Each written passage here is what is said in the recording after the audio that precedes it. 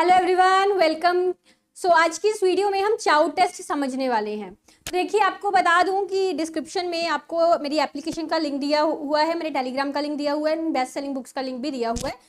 तो एप्लीकेशन पर हमारे यूजीसी नेट के कोर्सेज चल रहे हैं, सेट एग्जाम्स के, पीजीटी एग्जाम्स के, असिस्टेंट प्रोफेसर के एग्जाम्स के एंड रिसर्च के कोर्सेज भी चल रहे हैं। आप एप्लीकेशन डाउनलोड करके अपना जो भी कोर्स जिसमें अपन एनरोल करना चाहते हैं ज़रूर उसमें एनरोल करिएगा।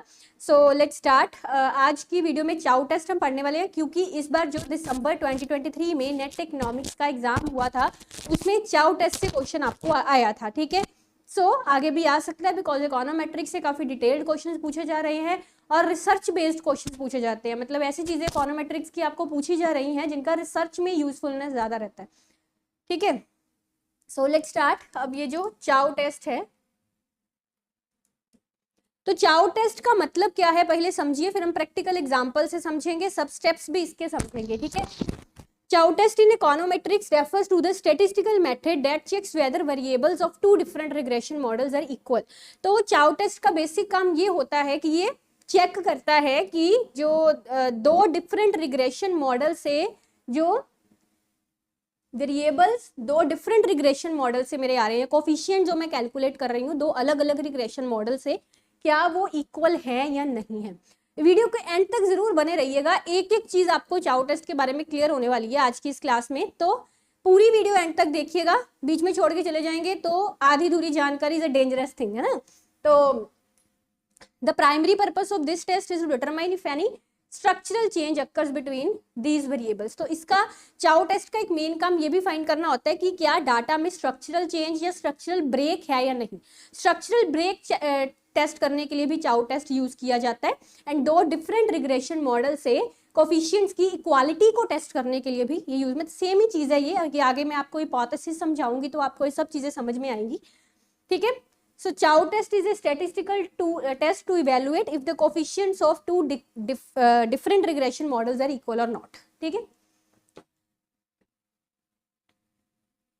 तो वही चीज जो मैंने आपको बताई, स्ट्रक्चरल ब्रेक के लिए यूज किया जाता है कि जो कोफिशिएंट्स हैं वो इक्वल है या नहीं दो अलग अलग रिग्रेशन लाइंस में।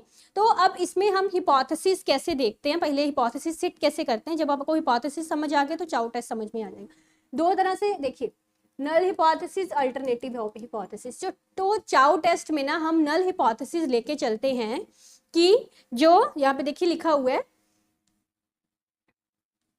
significant evidence that a structural break exists in data, the pattern in the data is significantly different before and after that structural break point। Hypothesis समझाने से पहले ना मैं आपको एक छोटी सी एग्जांपल इसकी समझाती हूँ जिससे ये चीज और अच्छे से आपको क्लियर होगी। ये समझिए, donations given to an organisation before and after a natural disaster. मान लीजिए मेरे पास एक डाटा है डोनेशन का। ठीक है, donations given to an organisation का मेरे पास डाटा है। तो उसमें स्ट्रक्चरल ब्रेक का क्या मतलब है। मान लीजिए इसमें से कुछ डोनेशंस जो है वो नेचुरल डिजास्टर यानी कि जो कुदरती आपदा है वो आने से पहले दी गई, और कुछ डोनेशन जो है वो कुदरती आपदा आने के बाद दी गई, यानी कि इस डाटा में एक स्ट्रक्चरल ब्रेक है, इसको हम स्ट्रक्चरल ब्रेक बोल देते हैं। ये एग्जाम्पल दी हुई है। इसी तरह से house prices before and after a significant interest rate change होने से हाउस प्राइजेस, है ना, ये हाउस प्राइजेस का डाटा है, बट इसको हमने दो पार्ट्स में स्प्लिट कर दिया। जब इंटरेस्ट रेट इतना था तब हाउस प्राइसेस, जब इंटरेस्ट रेट में काफी चेंज आ गया तब हाउस प्राइसेस। ठीक है, इस तरह that is a structural break in data. ठीक है, तो अब क्या रहता है, the Chow test would tell you that if the coefficients are equal the data set can be represented by single regression line. तो हम इसमें हिपोथेसिस सेट करते हैं। मान लीजिए कि अगर मेरे कोफिशिएंट्स में इक्वालिटी है, जैसे मैंने अभी आपको बताया, equality of coefficient from two regression lines, दो अलग अलग रिग्रेशन लाइंस, जैसे अभी डाटा हमने किया था वो वाला डोनेशंस वाला, donations before disaster, donations before after disaster, दो अलग अलग रिग्रेशन लाइंस से मैंने दो अलग अलग कोफिशिएंट्स कैलकुलेट किए। ठीक है, तो अगर तो उनमें इक्वालिटी है, कोफिशिएंट्स में कोई चेंज नहीं है, तो दैट मीन्स कि जो मेरा बेस्ट फिट है डाटा का उसको मैं सिंगल रिग्रेशन लाइन से रिप्रेजेंट कर सकती हूँ, यानी कि पूल्ड डाटा से रिप्रेजेंट कर सकती हूँ। That means there is no structural break in the data. समझिएगा इस चीज को। अगर कोफिशिएंट्स में इक्वालिटी है, यानी कि बिफोर डिजास्टर आफ्टर डिजास्टर, दो मैंने अलग अलग कोफिशिएंट्स निकाले, इक्वालिटी है कोफिशिएंट्स में। दैट मीन्स कि मैं बेस्ट फिट निकालने के लिए पूल्ड डाटा ले सकती हूँ, पूरा जो मेरा उसमें मुझे अलग अलग लेने की जरूरत नहीं है, एक सिंगल रिग्रेशन लाइन ले सकती हूँ पूल्ड सैंपल की अपने डाटा को फिट करने के लिए, ठीक है। So that is null hypothesis. Alternative hypothesis क्या है कि इक्वालिटी नहीं है कोफिशिएंट्स में। जब कोफिशिएंट्स में इक्वालिटी नहीं है that means there is a structural break, तो स्ट्रक्चरल ब्रेक है यहाँ पे, तो उस केस में इट इज बेटर कि एक सिंगल रिग्रेशन लाइन से हम रिप्रेजेंट ना करें अपने फिट को, उसके लिए हम दो सेपरेट रिग्रेशन लाइंस लें, ठीक है। अभी ये चीज समझ में आई। तो हम क्या करते हैं इसमें कि जो रिग्रेशन लाइंस, रिग्रेशन एनालिसिस है मेरा पूरा एक पूल्ड डाटा है, उसको हमने दो पार्ट्स में पहले डिवाइड कर लिया, स्टेप्स है इसके, दो पार्ट्स में डिवाइड कर लिया। जो इसका पहला पार्ट है उससे भी हमने सिग्मा ई स्क्वायर निकाला, दूसरा पार्ट है उससे भी हमने सिग्मा ई स्क्वायर निकाला, ठीक है। सिग्मा ई स्क्वायर क्या होता है, रेसिडुअल सम ऑफ स्क्वायर, और जो पूल्ड सैंपल है टोटल सैंपल का भी हमने सिग्मा ई स्क्वायर निकाल लिया, that is residual sum of square, residual e residual होता है ना, रेसिडुअल सम ऑफ स्क्वायर, इसको हम ESS भी बोल सकते हैं, एरर सम ऑफ स्क्वायर भी बोल सकते हैं, RSS बोल सकते हैं, रेसिडुअल सम ऑफ स्क्वायर, ठीक है। तो वही चीज कि अगर तो मेरे कोफिशिएंट्स इक्वल होंगे, जैसे यहाँ पे लिखा इक्वालिटी है कोफिशिएंट्स में, that means there is no structural break, ठीक है। तो उस केस में मैं अपने रिजल्ट को एक सिंगल रिग्रेशन लाइन से रिप्रेजेंट कर सकती हूँ, जिसमें मैं पूल्ड डाटा ले रही हूँ, जिसमें मैं अलग अलग दो रिग्रेशन लाइन लेने की जरूरत नहीं है, ठीक है। एंड अगर कोफिशिएंट्स इक्वल नहीं है दैट मीन्स नल हिपोथेसिस मेरा रिजेक्ट हो गया and I am accepting the alternative hypothesis, that means कि स्ट्रक्चरल ब्रेक है, तो मुझे दो सेपरेट लाइंस अगर मैं ले रही हूँ तो that is much better than a single regression line, ठीक है। तो the null hypothesis for the test is that there is no break point, वही समझाया कि नल हिपोथेसिस क्या है कि स्ट्रक्चरल ब्रेक नहीं है, कि जो मेरा डाटा है वो एक सिंगल रिग्रेशन लाइन से रिप्रेजेंट हो सकता है, ठीक है। अब ये इसके स्टेप्स हैं सारे, ये स्टेप्स हैं इसके।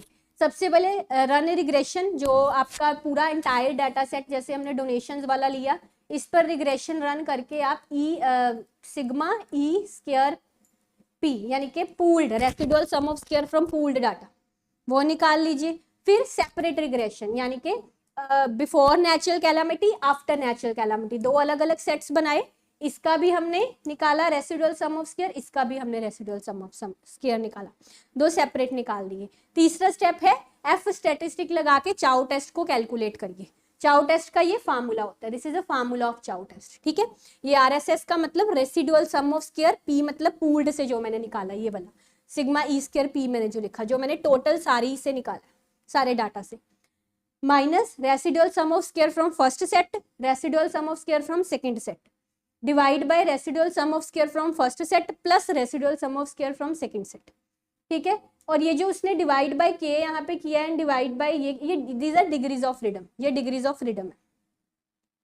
फिर इन तीन स्टेप्स के बाद अगला स्टेप इसमें रहता है कि हमको क्रिटिकल, आपको ये हिपोथेसिस अगर आपने कभी भी पढ़ा है यू मस्ट नाउ कि ये क्रिटिकल एंड कैलकुलेटेड वैल्यू क्या होती हैं।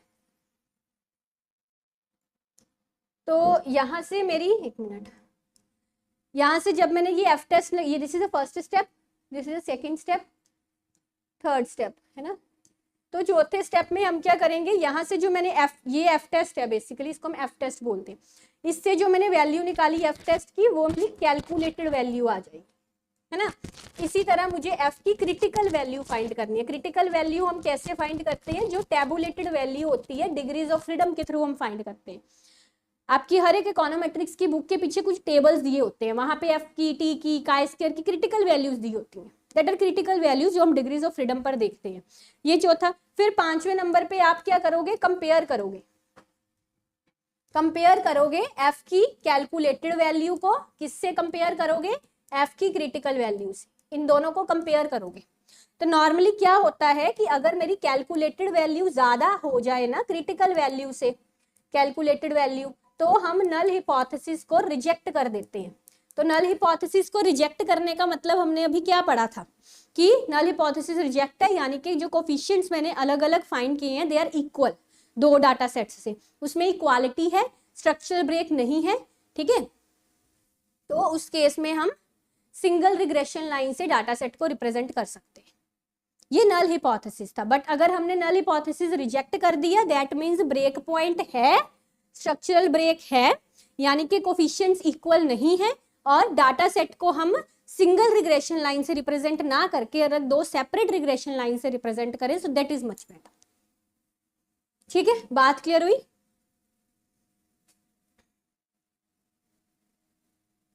फाइन। सो ये होता है आपका चाउ टेस्ट। होपफुली आपको हर एक चीज चाउ टेस्ट के बारे में अच्छे से अभी क्लियर हो गई है, मैंने एग्जांपल से समझाने का प्रयास किया है। अभी भी कुछ अनक्लियर है तो एक बार दोबारा से वीडियो को देखिएगा तो समझ में आ जाएगा। बाकी डिस्क्रिप्शन में सभी डिटेल्स दी गई हैं। Thank you very much for watching, take care, bye bye.